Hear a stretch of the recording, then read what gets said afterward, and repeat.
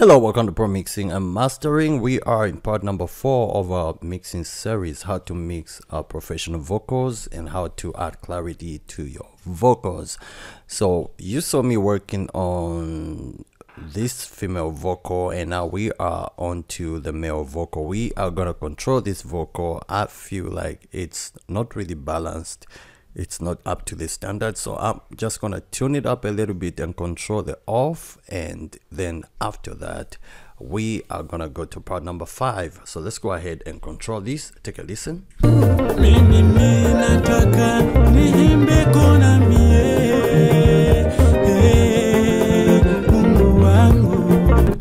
So let's go ahead and open up the Vari Audio. This is what we are gonna do.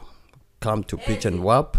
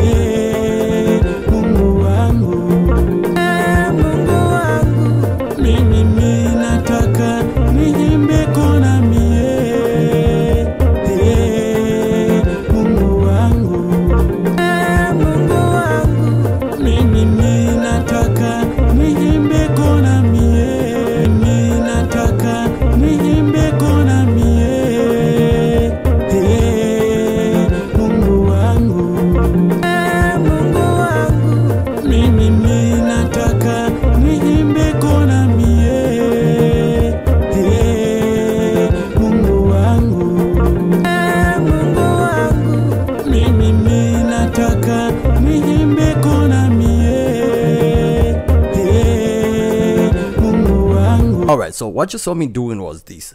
I want the male vocal to play in the same frequency range as the female vocal is playing from. At least you should try at least to make them play in the same frequency range, though they might not sound the same, but they should at least play from the same frequency range, so that there should not be a lot of difference between the male and female vocal. So what I did was, since the female vocal is a little bit smooth, I have also added auto-tune, and my auto-tune for the male vocal is taken a little bit to 8, while as the female vocal is on 10, the male vocal is on 8. And the compressor, I had taken the analyzer to 78. Why? Because I want it to cut through a little bit. The female vocal is cutting through a little bit, so I want the male vocal to have that cut through, a little bit of that cut through. And my attack has been taken, the compressor attack has been taken to a very fast attack, 0.1. And now the ratio, you saw me reduce the ratio, the compressor ratio. Why? Because I want the vocal to cut through a little bit and the compressor not to overwork, since we have another compressor going on in group number 2. I have created group 1 for the female vocal, and group number 2 is for the male vocal, so that I can be able to control each individual vocal separately. And that's the reason why I have created group number 1 for male vocal and group number 2 for female vocal. Then I'm gonna create a third group, which is a group that is just gonna be for the chorus only, chorus vocals. So this is what you saw me do with the compressor. And then inside there, you saw me cut down a little bit of 2K because the vocals started to be sharp a little bit, or had that sharp frequency, so I had to cut down just a little bit. And then you saw me reduce the reverb just a little bit and the double delay just a little bit from the male vocals side. And when we go to group number 2, you saw me do this. In group number 2 for the male vocal, I had to work with Pro Q equalizer, EQ. I boosted up the 300 hertz area just to warm it up. The female vocal has that warmth, so I wanted to add the same warmth to the male vocal, and then cut down some annoying frequencies. And then this is boosted just like the female vocal, so most of the things are like the female vocal. And you saw me roll off some low frequency from 0 to 40.80, 51, somewhere there. So that's what I did. And I raised the volume for the compressor de-esser, more warmth to the male vocal, and increased the gain a little bit because the volume was not the same as the female vocal. So I just wanted the male vocal to play in that range as well. And Virtual Mix Rack, what I did was to take the attack to 2, the release I took it to 3, so we can have like a faster attack and the slower release, a medium release. And makeup gain, just increased it a little bit so that the male vocal too can be playing, the volume level can be playing at the same level as the female is playing from. Then I opened it up using the high filter, opened it up a little bit, gave it that high so that it can also have the certain frequencies of a female vocal. So I opened it up and cut down some high mids just a little bit to control the harshness, the high tones I mean, and low mids just to warm it up. Warmth is from there. That's what I did with the EQ from our Virtual Mix Rack. And when you go to edit channel, I cut down around 200, because once you boost up using Virtual Mix Rack, the low mids, you tend to have that, you know, the low mids tend to be more dominant. So I had to use the main equalizer from group number 2 and just drop it down by -2.2 just to control the vocal. And this is how they sound together when I play from here. This is where we are. Inataka nicheze kona mie, Mungu wangu. Mimi nataka niimbe kona mie, that is where we are right now, and you saw me come in because it had a lot of off notes. I had to fix those notes using Vari Audio, and just to make it sound a little, make his vocal sound a little bit much better. So let's start it from here. Mungu wangu, Mimi ninataka niimbe kona mie. Mungu wangu, Mungu wangu, mimi ninataka niimbe kona mie. Mungu wangu, Mungu wangu, mimi ninataka niimbe kona mie. Mungu wangu, Mungu wangu, mimi ninataka niimbe kona mie. Mungu wangu, Mungu wangu, mimi ninataka niimbe kona mie. Mungu wangu, Mungu wangu, mimi ninataka niimbe kona mie. Mungu wangu, Mungu wangu, mimi ninataka niimbe kona mie.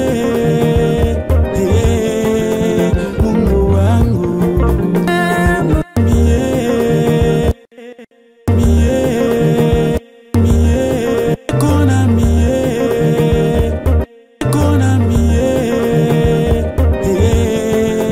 Mungu wangu, Mungu wangu, mimi ninataka niimbe kona mie. Mungu wangu.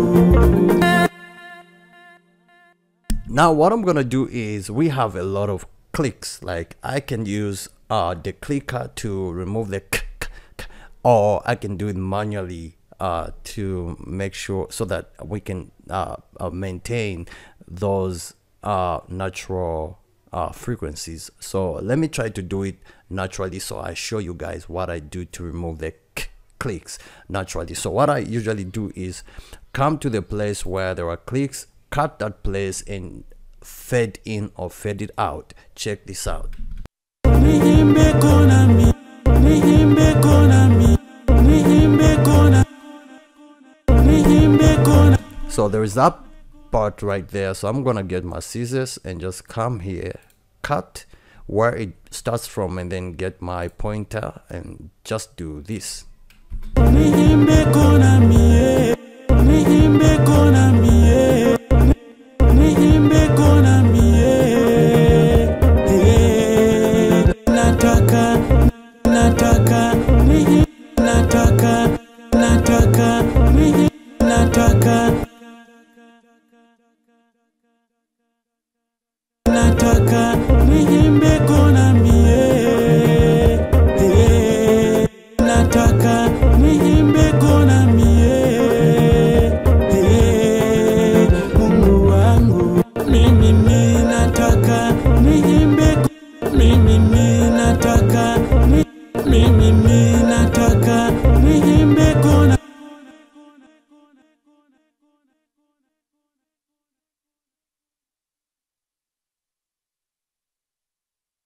Mimi ninataka, mimi ninataka, mimi ninataka niimbe kona mie. And just like that, you control your clicks. See you in part number 5.